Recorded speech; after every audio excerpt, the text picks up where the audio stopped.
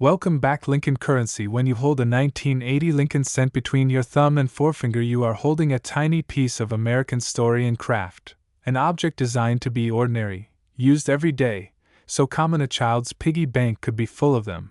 And yet, under the loupe and on the specialist scale, that little coin can whisper secrets about metallurgy, minting practice, economic pressure, human error, and the tiny differences that make a mass-produced disc suddenly desirable, collectible, and sometimes surprisingly valuable.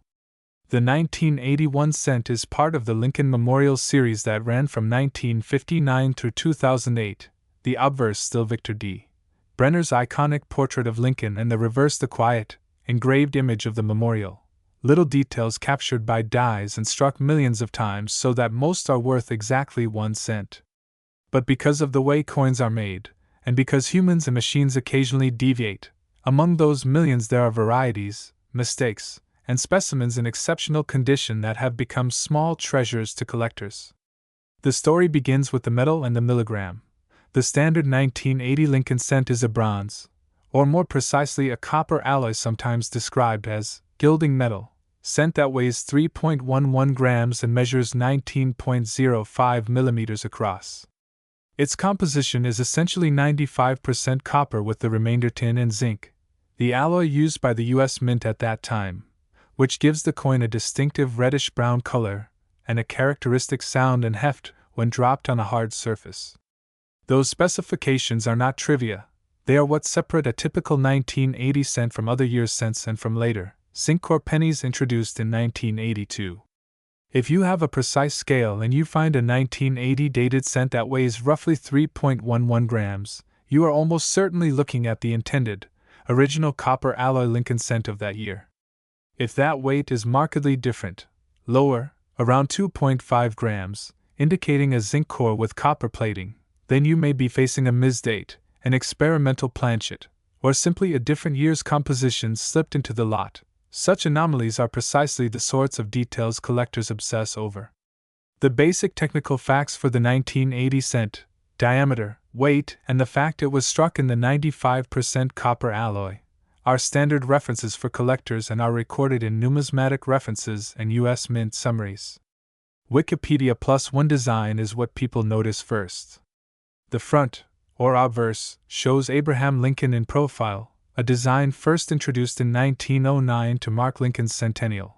Brenner's relief remained largely unchanged in 1980, preserving the high-relief portrait that generations of Americans grew used to seeing on pocket change. The reverse of the 1980 cent is the Lincoln Memorial, a finely detailed image that, when the coin is well struck and in high grade, shows the tiny figure of Lincoln framed between the columns. Frank Gasparo engraved that reverse. The 1959 redesign that added the memorial was meant to be both commemorative and yet utilitarian, a small architectural vignette that fit into a 19mm circle. When mint strikes are weak, the detail inside the memorial can be indistinct, a clue to grade and condition that affects value intensely. Coinweek.com +1 mint marks and mintage numbers tell another part of the story. In 1980, the Mint produced Lincoln cents at Philadelphia, no mint mark on business strikes, Denver, D, and San Francisco, S-proof coins. Production numbers were enormous. Multiple billions were struck that year, hundreds of millions at each facility in circulation strikes, and a few million proof pieces from San Francisco for collectors. Those gargantuan mintage figures are why most 1980 cents are common and trade at or near face value unless they're uncirculated with perfect surfaces, struck as special proofs, or show a rare error or variety. If you are planning to hunt for valuable 1980 pennies in circulation, know that sheer mintage makes scarcity a challenge. But where scarcity exists, an unusual error, an off-metal planchet, a dramatic die doubling, or an uncommonly high grade, that's where money follows curiosity and authentication. Sources that publish mintages and production figures list the Philadelphia, Denver, and San Francisco mintages and show just how prolific this coin was in that calendar year. Lin.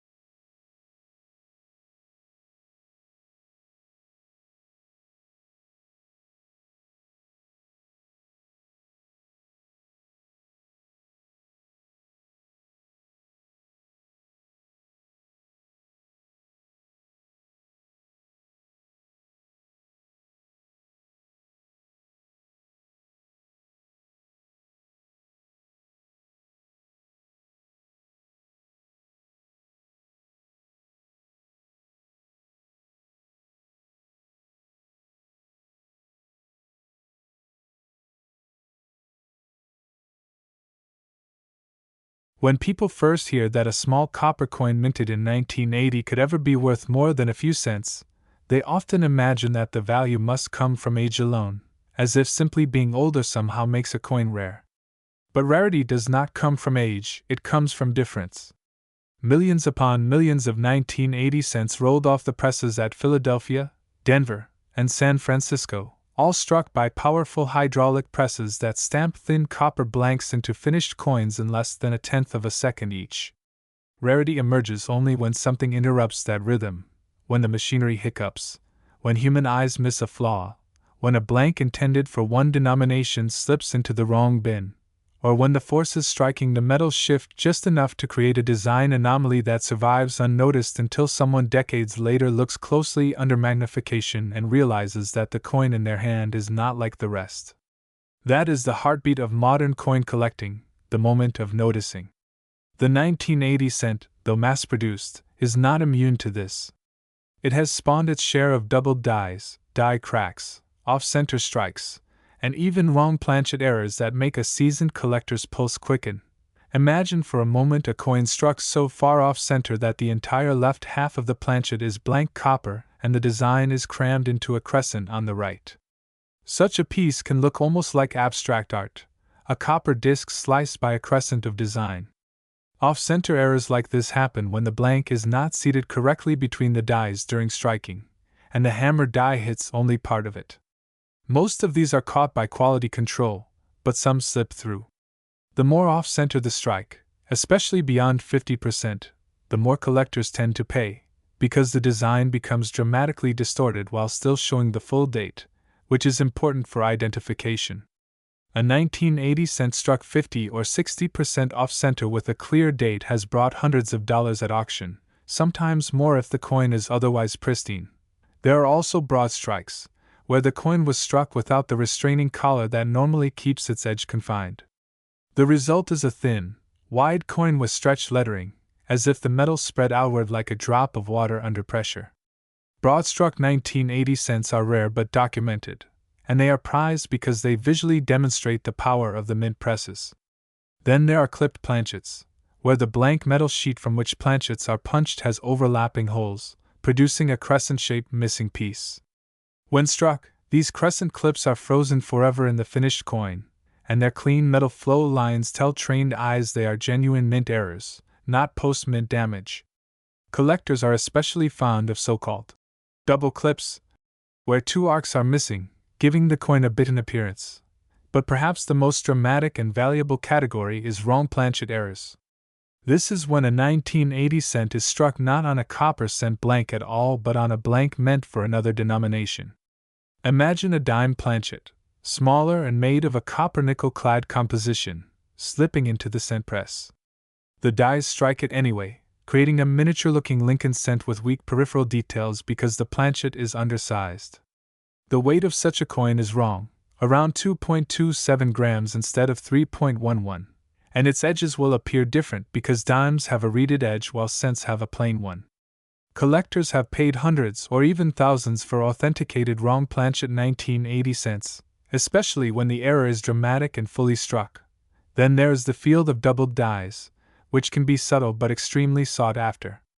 A doubled die happens not when a coin is struck twice, but when the working die itself carries doubled design elements because of misalignment during the die-making process. This means every coin struck from that die carries the doubling. On some Lincoln cents from various years, doubling on the date or the word Liberty can be so strong that it is visible to the naked eye. For 1980, there are documented examples of minor doubling on letters, though nothing as famous as the 1955 or 1972 doubled dies.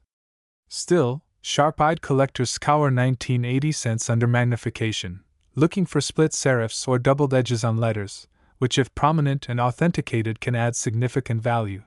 Sometimes the error is not in the design but in the metal itself. Cents can be struck on improperly prepared planchets that produce dramatic color or surface effects. Improper alloy mix can cause streaky or woodgrain-like patterns called woodies, which are collectible curiosities. Lamination errors can cause flakes or layers of the copper alloy to peel from the surface, creating raised ridges and missing patches that look like ancient wounds in the metal. Struck through errors, where a piece of cloth, wire, or other debris was caught between the die and the blank, can leave ghostly impressions of foreign material embedded in the coin's surface. Each of these types, while often minor in value, represents a glimpse behind the curtain of mass production, and collectors will pay premiums for dramatic or well-preserved examples. Because condition drives value so strongly, understanding grading is crucial. Professional graders look at luster, contact marks, strike sharpness, and color. On copper coins like the 1980 cent, color is classified as red, RD, red-brown, RB, or brown, BN, with full blazing original red commanding the highest premiums. Even a tiny hint of mellowing can shift a coin from RD to RB and drop its market value.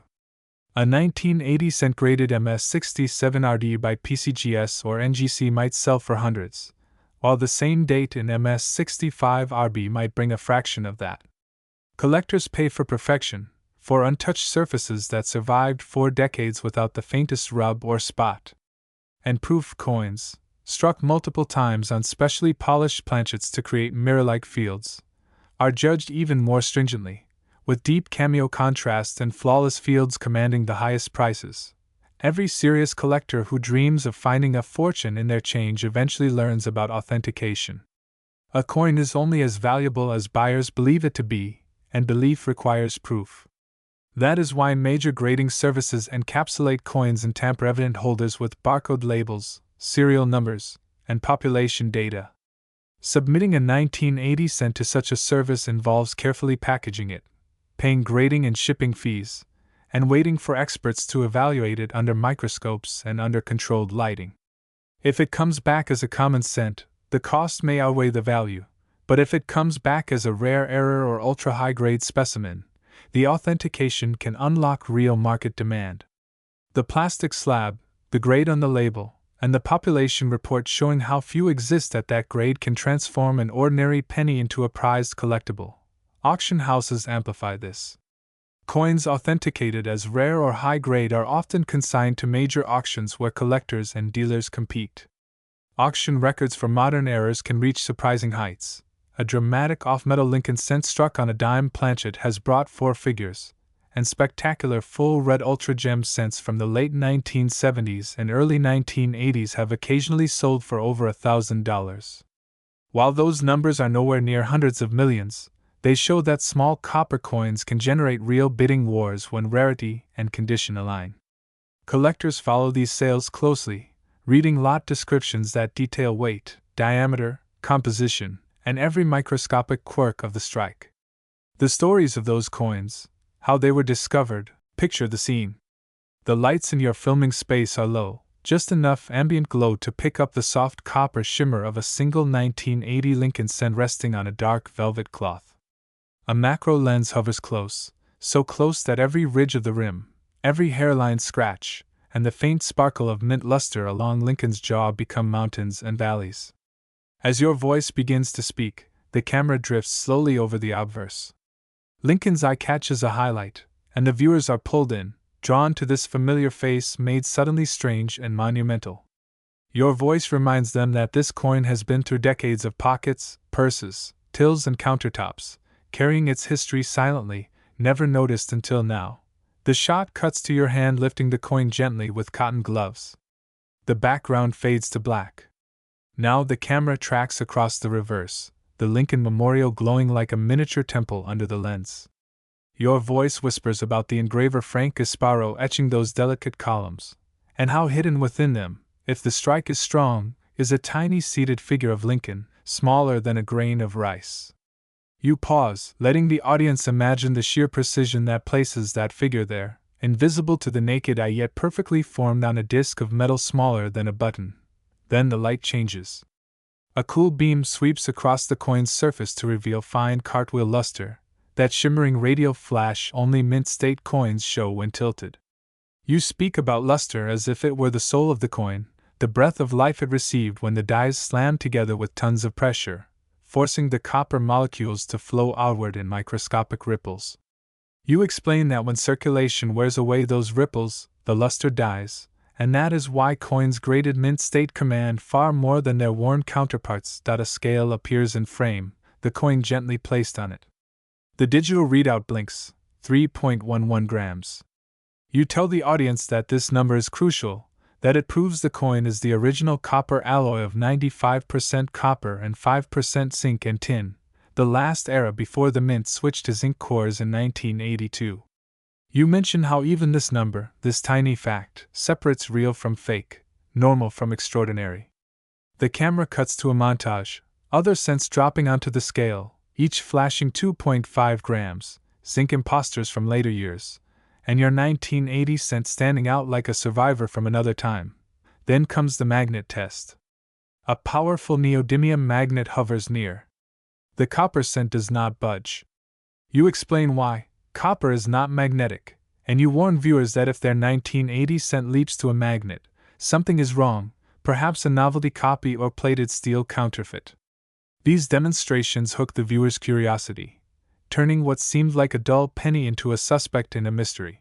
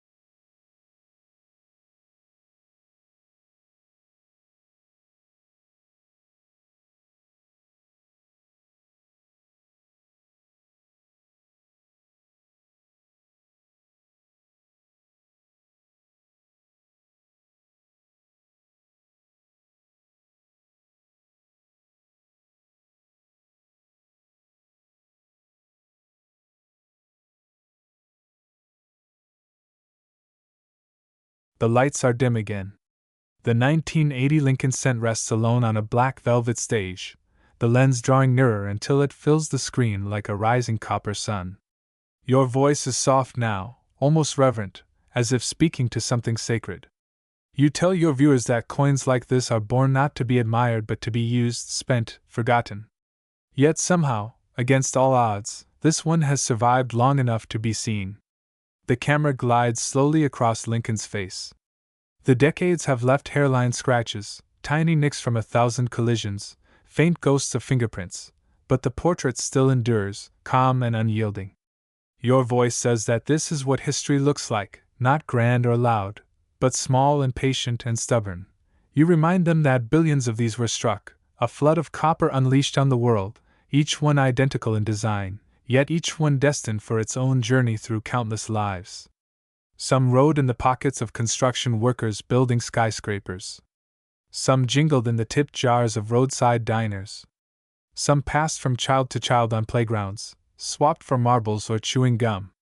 And some, maybe only a few, lay quietly in drawers, never worn down, their mint luster frozen in time. You let the silence stretch for a moment so they can picture it, the journey of a coin through unseen decades, across the hands of strangers, slipping through forgotten moments until it arrived here. The music begins to swell, low and warm, as the screen fills with swirling close-ups of the coin's details. The bold date, the crisp lettering, the tiny figure inside the memorial. You speak about how value is not just numbers printed in auction catalogs but the convergence of rarity, condition, and story. A perfect coin is rare. A rare error is rarer still.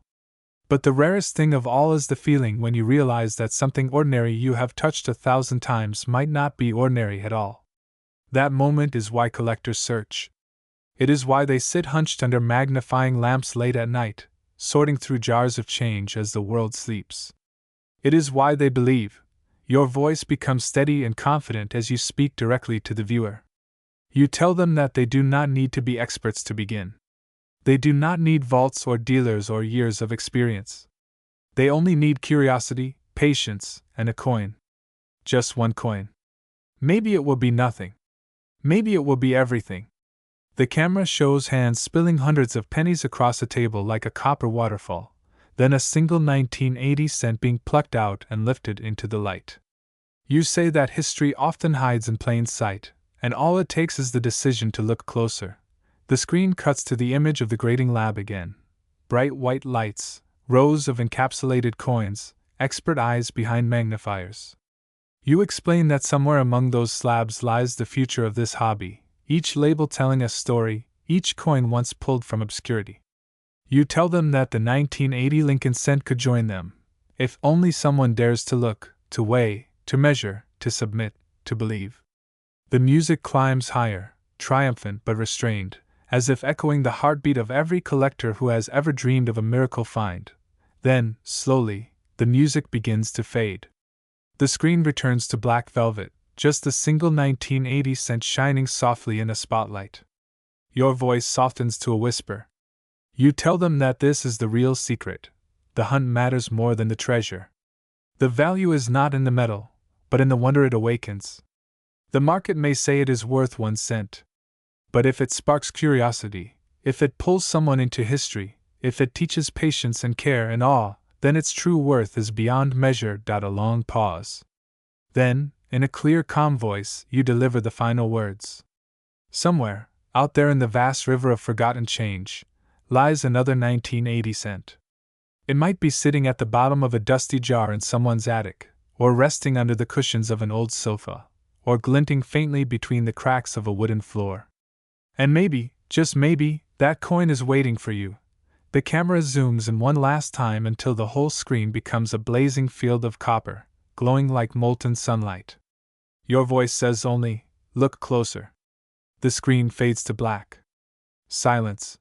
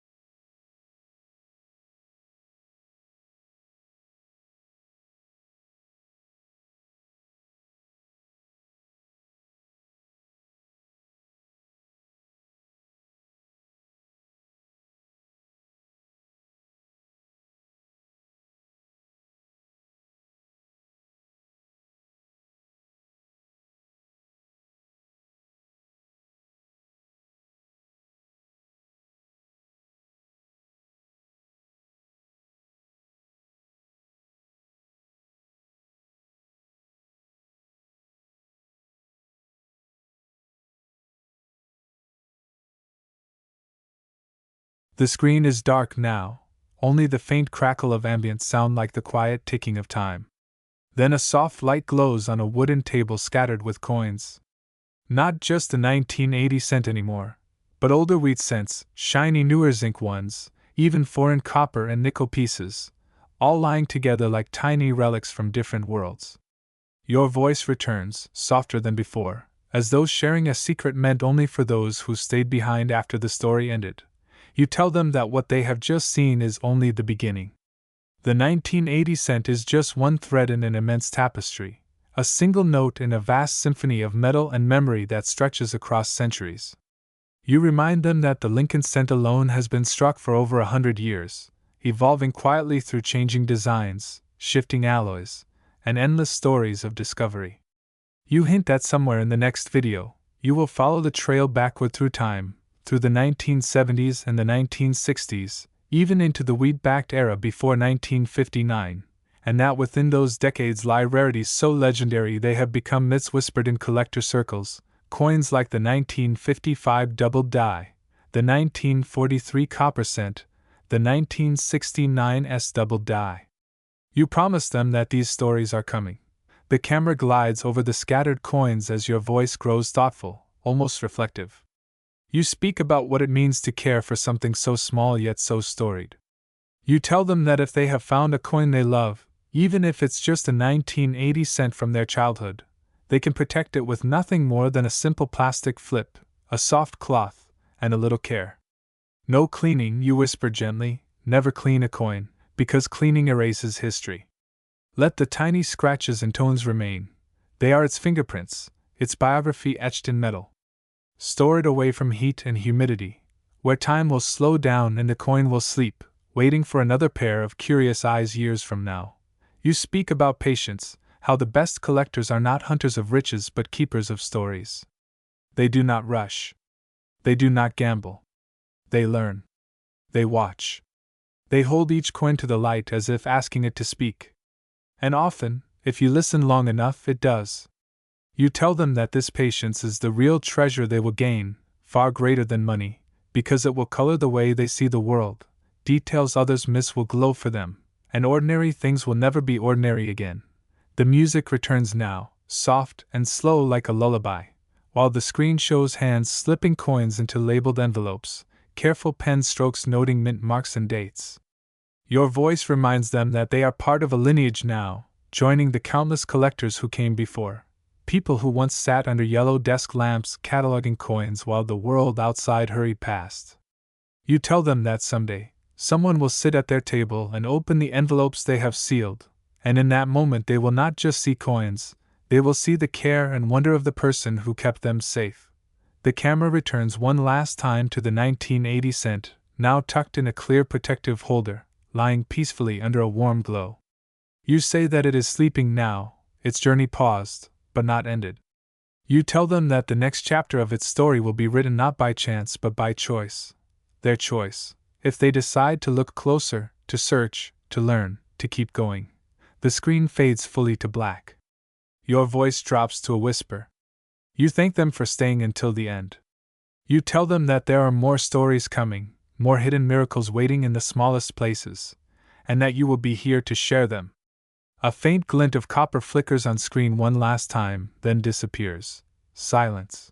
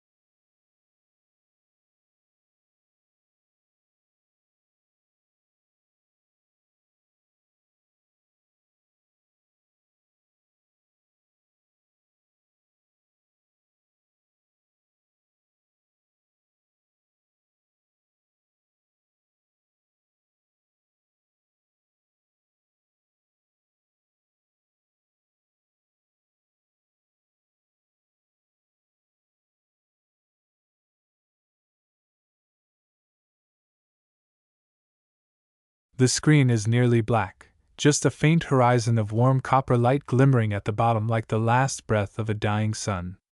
Your voice is slower now, almost like a memory speaking. You say that coins do not age the way we do. They do not grow tired. They do not forget.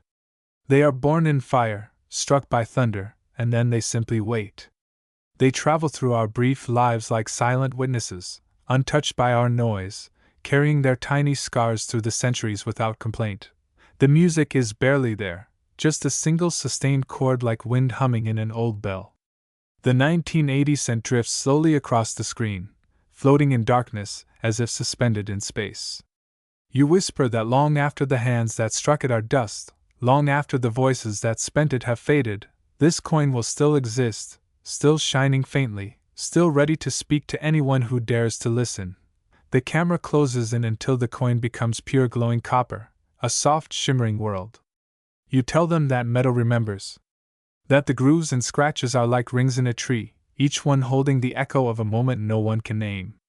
You say that when someone holds a coin, they are touching everyone who ever held it before, their warmth mingled in its surface, their forgotten days condensed into a single point of time. The image slows to almost stillness. Your words become a murmur. You say that value fades but wonder endures, and that if they carry nothing else from this video, they should carry this. That even the smallest things can outlast empires, and that sometimes the tiniest fragment of the past can feel larger than the present. The music drifts away like breath. The screen fades to absolute black. One final line, like a secret carried on the wind, everything ends, but the coin remains. Silence. Then, faintly, the sound of a single coin spinning on a wooden table, spinning, slowing, wobbling, stopping. Your voice enters as a whisper from the dark. Not all pennies are what they seem. A pause, as if the thought itself is weighing something in the dark. Some are copper, some are not, some were never meant to exist. Alice's slow heartbeat thuds once in the background, then fades. You tell them that long before the 1980 cent. In the middle of a world at war, the mint struck a single cent in pure copper when none should have been made, and that it vanished for decades, hidden in plain sight, until the day it surfaced and rewrote history. You let the silence breathe again, then say only, 1 cent, 1 mistake, 0.1 fortune. A faint click of metal. Then your voice barely above breath. Next time, look for 1943. The sound of the coin spinning again, faster this time, echoing like the start of a storm. Then cut to black.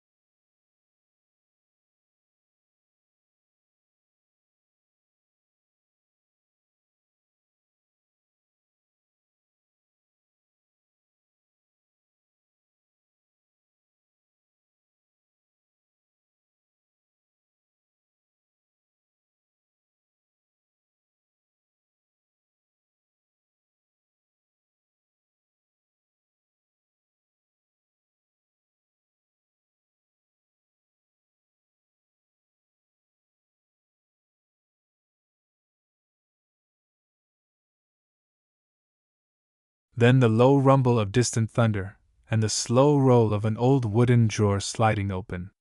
Dust drifts through a thin beam of light. Inside, coins lie like sleeping embers. One by one they glint faintly, copper, steel, copper again, until your voice enters, steady and quiet, like a detective recounting an old case that you tell them that the year was 1943. The world was at war. Copper was needed for bullets, shell casings, electrical wiring, for the machinery of survival itself. And so the United States Mint did something it had never done before. It changed the very soul of the penny. You described the new planchets, pale gray steel discs coated in zinc, cold and light, ringing like tiny bells when dropped. Billions were struck. They filled the pockets of a nation at war, clinking like silver ghosts of the familiar copper cents that had vanished overnight. And yet, somehow, a few of the old copper planchets, left behind from 1942, slipped into the presses. The screen goes black except for a single point of copper light glowing in the dark. You tell them that these mistakes were so rare that for decades no one believed they existed. But they did. And when the first was found, it stunned the world. A 1943 cent, not steel, but copper, weighing 3.11 grams, warm to the eye, utterly impossible. Your voice drops lower, almost conspiratorial. Only a handful are known today. Fewer than 20 from Philadelphia. Maybe 6 from San Francisco. Perhaps 7 from Denver. Each one unique. Each one worth a fortune. The screen shows flashes of auction rooms, cameras, white-gloved hands lifting slabs. Your voice echoes their legends. One sold for over $1 million, another disappeared into a private collection, one was carried in a wallet for decades before anyone realized what it was. Then silence. Your voice speaks slowly, like revealing the answer to a riddle. They are worth more than gold, more than platinum, more than almost anything their size on earth.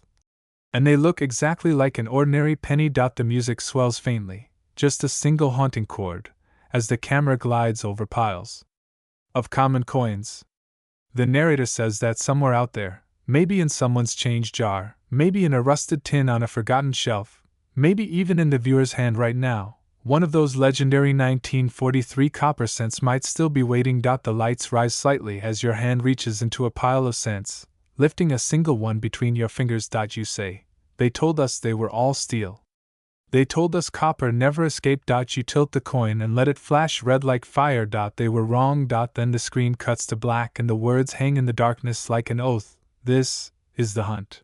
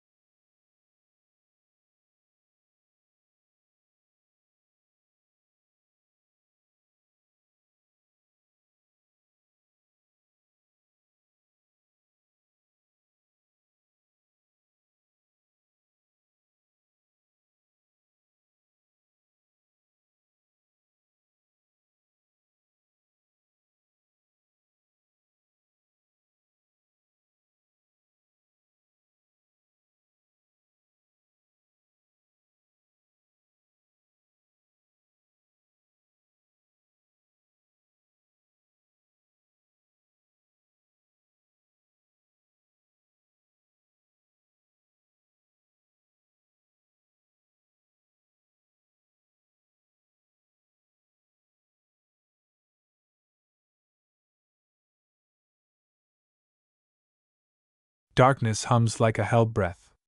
Then the sound of a light switch snapping on, flooding a small desk with golden light. A magnifying lamp hums to life.